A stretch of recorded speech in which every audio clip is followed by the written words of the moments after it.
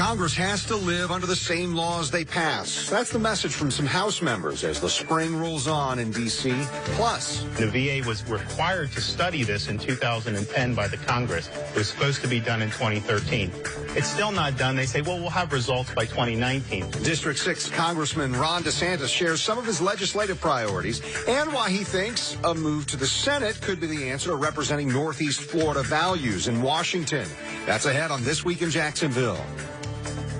And thanks for joining us on this Sunday morning for This Week in Jacksonville. Ron DeSantis is with us, the U.S. representative serving Florida's 6th District. Thank you so much. I know we've been trying to get together and get kind of a legislative update, sure. What you've been working on and accomplishing. And your staff told me that one of the most important initiatives you have right now is about a bill connecting service dogs and veterans with post-traumatic stress. That sounds like even something that we have here in Ponte Vedra area with some of the programs in Canines for Warriors. Well, that was part of the inspiration that we have local organizations that pair service dogs with veterans suffering from post-traumatic stress. And that's great, but they can only meet so much of the demand. If that veteran doesn't have the means and they go to the VA, even though the VA will say, yep, you got post-traumatic stress, whatnot, they will not give them a service dog through the VA. And the VA was required to study this in 2010 by the Congress. It was supposed to be done in 2013.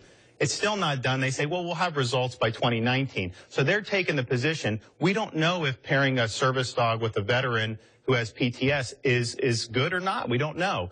And for us, we think there's an abundance of anecdotal evidence. And now you're starting to see research at places like Purdue University say, yes, you know what? This does help veterans who are suffering from severe PTS. Because what happens in the VA is they'll give them counseling and they'll give them drugs. Well, that does not work for everyone, and I believe that the lack of this option has contributed to there being a high veteran suicide rate. So if we were able to make this an option, I believe many of the advocates in this community believe that we would save lives. So this bill pushes that forward, takes 2019 out of the picture and says, let's do something 2016, or what does the bill do? Let's do it as soon as possible. Now, we do want the VA we're going to have the Government Accountability Office do an analysis of it so that we can see whether it is in fact effective. But here's the thing.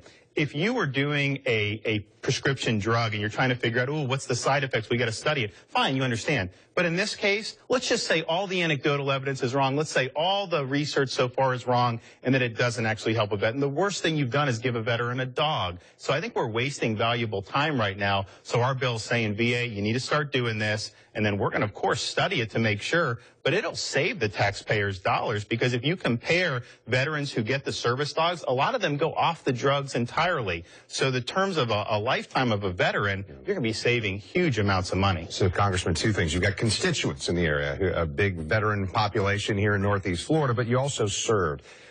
Do you know folks that you say, yep, they could benefit from this right now? Absolutely. And you've seen it locally with Canines for Warriors.